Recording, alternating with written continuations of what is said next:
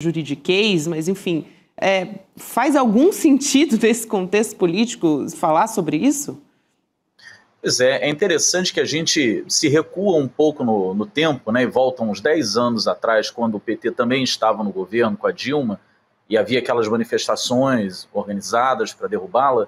Um dos motes era justamente que não tivesse, né, o foro privilegiado. Eles diziam que foro privilegiado era uma prerrogativa que acabava beneficiando. E não, a classe política naquele momento toda tentava defender com unhas e dentes a existência desse foro, entendendo que estaria ali protegida, né, das garras da lei. Mas, na verdade, o que nós conseguimos assistir ao longo do tempo é que o foro de prerrogativa de função, né, que é você ser julgado nas instâncias superiores, ele é, primeiro, uma proteção, claro, para o parlamentar, diante desse histórico que a gente tem no Brasil, né, de não respeitar a soberania, né, do povo que elege os seus representantes, e correr o risco sempre de estar diante de uma ditadura, de um governo déspota que utilize de algum mecanismo judicial para calar a oposição. Então, esse é um elemento que foi colocado na Constituição de 88.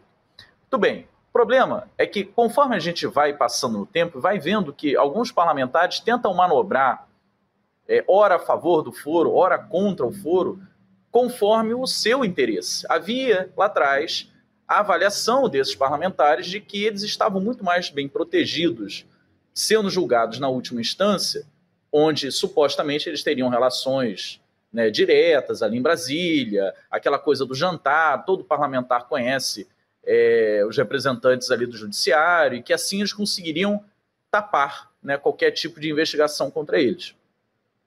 Agora parece que a visão é o contrário. Eles querem que tenha o maior tempo possível e de preferência que caia lá numa comarca, na região onde ele supostamente pode ser um coronel, um dono da região, que ele resolva as coisas pelos mecanismos fora da lei, faça pressão, coaja, mande recados. E jogando isso lá para o início, ou ele mata a situação lá de uma vez, conseguindo uma absolvição, ou até pior do que uma absolvição ou condenação no qual o processo fique todo contaminado e as provas não possam ser depois utilizadas em nenhuma instância superior, porque, para mim, esse é o grande risco. Não é apenas a pressão sobre os juízes lá na base, mas sim o comprometimento de toda a possibilidade de produção de provas que obrigue depois as instâncias superiores, diante da escassez, da ausência de provas válidas por terem sido contaminadas, não poderem mais condenar esse parlamentar. Então você veja, é sempre a tentativa de usar a lei a favor da impunidade, nunca a favor de uma prerrogativa realmente pensada pelo legislador, né, na Constituição de 88, para proteger do arbítrio de uma ditadura. Isso. Eu não sei se o Chico ou você, Rodrigo, querem comentar ainda a respeito dessa PEC. A gente tinha adiantado um pouquinho antes do Samuel Brown entrar, né, Chico, que a Constituição de 88, claro, foi feita ali no calor, a gente estava saindo de uma ditadura, eu me lembro bem, acompanhei tanto aqueles debates, então tinha essa preocupação, né, de impedir o que tinha acontecido com alguns parlamentares nos períodos mais difíceis da ditadura. Mas aqui nós estamos falando de um Congresso que está às portas de ter vários dos seus membros responsabilizados por roubo de dinheiro público nas emendas parlamentares. Estamos falando de outra coisa, isso tem que ficar bem claro. Agora, mesmo assim, pode ser que esse centrão, que está aí, sob liderança do Hugo Mota, manobre e consiga aprovar. A avaliação que a gente tem conversando com gente lá de Brasília é que essa PEC da blindagem é a que tem mais chance de ser aprovada, mais do que a outra, que seria do fim do foro. Do fim do foro, exatamente. Essa aqui tem mais chance de ser aprovada do que a outra, Chico. Me permitam só um comentário, Chico. É porque, na verdade, o que eles estão fazendo é, aos poucos, abandonando a pauta prioritária do bolsonarismo, mas se valendo, né, desse clamor social que o bolsonarismo consegue produzir diante de uma grande camada da população brasileira, para passar coisas do interesse deles. E foi bem destacado aqui, o interesse do Centrão hoje, e de outros elementos que não são apenas do Centrão, mas parte até daquela direita liberal, que fez uso das emendas ao longo dos últimos anos, né, que brigou com o Supremo Tribunal Federal e, em certa medida, acabou ganhando esse cabo de guerra, né, implementando as emendas, mesmo depois delas terem sido travadas algumas vezes pelo ministro Flávio Dino. mas conseguiram implementar, diante de todos aqueles escândalos que vêm sendo noticiados ao longo desse período. Eles agora querem, a partir, né, dessa mobilização para salvar o Bolsonaro, para salvar as supostas senhorinhas com a Bíblia na mão, que estariam lá no dia 8 de janeiro, eles estão tentando usar dessa mobilização provocada pelo fascismo brasileiro para colocar ali o jabuti, que é salvar o mandato deles e salvar a elegibilidade deles e até salvar a liberdade deles, né? Porque nisso eles conseguem, como a gente acabou de falar, jogar não o Bolsonaro, porque não vai dar tempo, gente, vamos ser sinceros, em 2 semanas o Bolsonaro vai estar sendo julgado.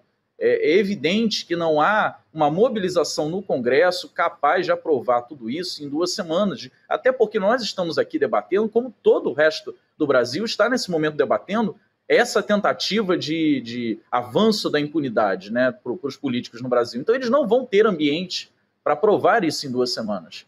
E eles não estão preocupados em aprovar isso em 2 semanas, eles estão preocupados em usar desta mobilização bolsonarista em defesa do Bolsonaro, fazendo os bolsonaristas de massa de manobra para tentar aprovar uma mudança legislativa que garanta a eles, e não ao Bolsonaro necessariamente, a impunidade.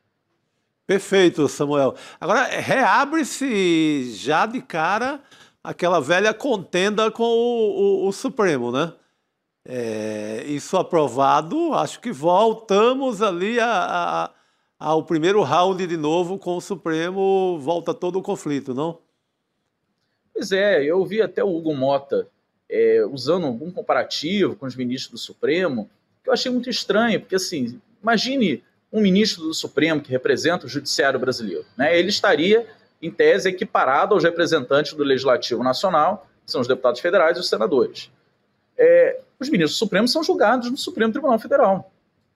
Eles não são julgados lá na cidade onde ele nasceu, sim, onde ele morava quando foi indicado. Não existe esse tipo de prerrogativa. O presidente da República e um ministro do Executivo Nacional também vão ser julgados no Supremo Tribunal Federal. Então eles estão querendo, alegando que eles têm menos chances de defesa do que um cidadão brasileiro, parece que eles estão esquecendo que eles são representantes de um dos poderes do Brasil no seu mais alto nível. Enquanto os demais representantes dos outros 2 poderes, né, brasileiros são julgados na última instância, eles querem ter uma prerrogativa, aí sim um privilégio, de não serem julgados lá, e ainda assim, eles querem o bônus sem o ônus.